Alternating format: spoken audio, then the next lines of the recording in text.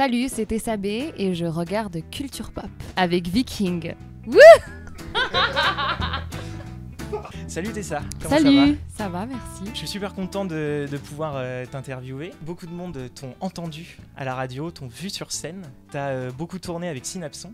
Oui. Donc sur quelques chansons, une reprise de All In You, un feat avec eux qui s'appelle Blade Down. Blade Down, ouais. T'as chanté avec Jabberwocky, Arigato Masai.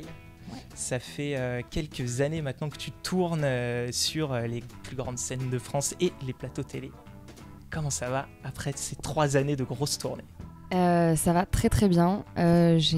Effectivement, ça fait là 3 ans maintenant que j'ai rencontré Synapson et j'ai appris énormément de choses. J'étais jamais vraiment montée sur scène avant ça. Et c'était incroyable. J'ai énormément de chance d'avoir pu vivre ça et je suis contente. J'espère que ça va continuer. Voilà, je suis très heureuse d'avoir pu faire ça, vraiment. Tu m'étonnes. Comment ça s'est passé la rencontre avec Synapson?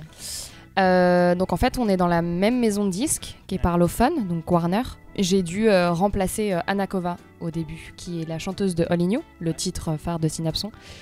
Et je l'ai remplacée sur quelques dates et puis j'ai fini par faire tous les zéniths et voilà, donc la rencontre s'est passée comme ça et on s'est tellement bien entendu humainement parlant, musicalement parlant. On a fait un autre titre donc, qui est Blade Down et après on est passé à Taratata donc, pour faire la reprise Going Back to My Roots qui est une chanson d'Odyssée des années 80. Et voilà, et cette reprise a plutôt bien marché. Nagui, donc le présentateur de Taratata, en a plutôt bien parlé. Et on a décidé, Nagui. Voilà, le beau Nagui. Et on a décidé de la mettre sur l'album Deluxe de Synapson qu'ils ont sorti. Voilà. Ok. Et ça se passe comment une tournée aussi longue avec un groupe comme ça que tu connais à peine et que tu apprends en fait à connaître au fur et à mesure des jours? C'est naturel en fait. Je les ai rencontrés. C'est des mecs adorables. Ils sont pas prises de tête, ils sont cool, ils sont très très bons musiciens. Voilà, on rencontre toute l'équipe au début. C'est surtout que moi je connaissais pas réellement le monde de la scène. J'ai fait du théâtre, j'ai fait 3 ans de théâtre. Après mon bac, j'ai fait 3 ans. En deuxième année de théâtre, j'ai signé en maison de disques. Et donc voilà, sincèrement, ça s'est passé très très naturellement et on est avec des gens très bienveillants, vraiment. T'as fait combien de dates avec eux? Tu saurais dire ou pas? Ça dépasse le compte 250, je pense. Ah ouais, 250. Entre 200 et 250, je pense. La plus belle scène que t'aies fait, c'est quoi? C'est laquelle? Sincèrement, impossible à répondre. Alors plus belle, c'est pas forcément plus grande finalement, parce que souvent les gens me demandent mais qu'est-ce que ça fait de chanter devant 30 000 personnes. Donc là je parle surtout lors des festivals. On a fait Paléo Festival en Suisse, c'était immense vraiment. Même Solidays, t'avais 25 000 personnes. Et oui, c'est vrai. Et c'est pas forcément ces scènes où t'as énormément de monde qui font le plus peur entre guillemets. C'est pas là où j'ai le plus le trac. Par exemple, on a fait les Solidays et le lendemain, on était au Sacré-Cœur et on a fait un live acoustique. Il y avait juste un piano, moi, le micro, et c'était horrible. C'est-à-dire qu'il y avait personne au début et je devais un peu appeler les gens avec ma voix. Voilà.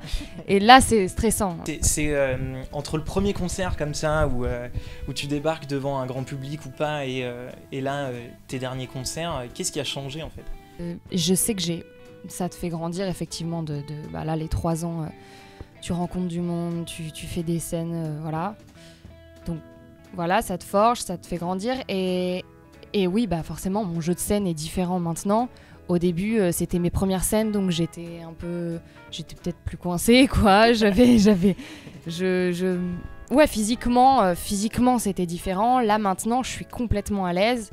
Et je me regarde. Au début, je pouvais me regarder sur scène. Je veux dire, je pensais à la façon dont je chantais. Ouais, je m'écoutais chanter, je me regardais. T'étais plus concentrée sur ta performance que sur l'environnement. Voilà, c'est ça. Et je ressentais moins le public parce que du coup, je partageais moins. Je regardais moins le public parce que je me regardais moi. Donc voilà. Et au fur et à mesure des concerts, tu te détends et puis voilà, et maintenant j'ai toujours énormément de recul sur ce que je fais, donc je sais je sais ce que je fais mal, je sais ce que je fais plutôt mieux, enfin bien. Et vous débriefez avec les autres. Et on débriefe, ouais, on débriefe.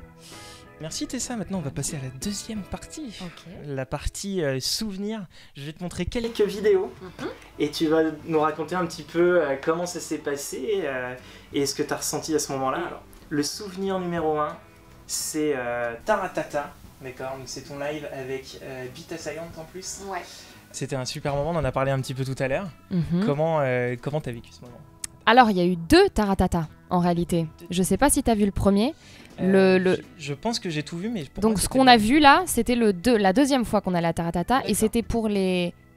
Eh bien je ne sais plus, mais en fait il y avait beaucoup d'artistes au deuxième et on était revenus, Nagui nous a réinvités et donc la première fois c'était tellement stressant, moi c'était ma première télé. Donc Taratata pour une première télé, si tu veux, et c'était hyper cool quoi. Et donc la première fois, c'était stressant. Et en fait, le truc, c'est que on n'a même pas vu suite à l'émission, enfin notre premier passage, on a découvert en même temps que le public, donc 2 semaines après, ce qu'on avait fait.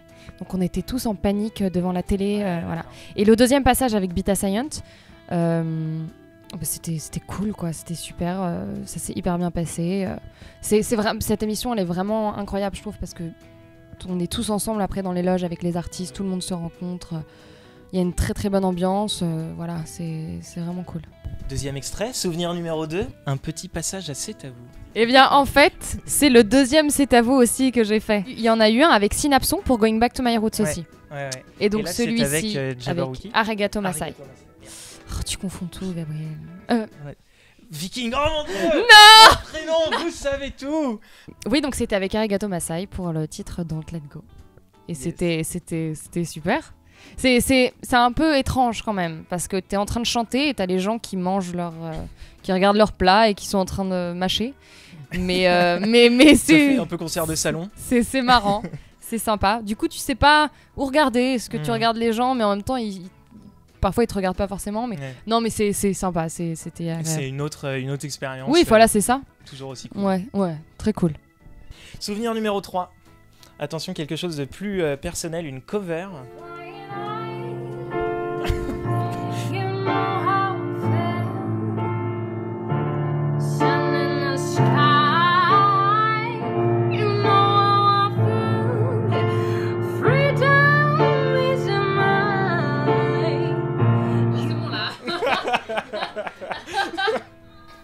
Celle-là, c'était...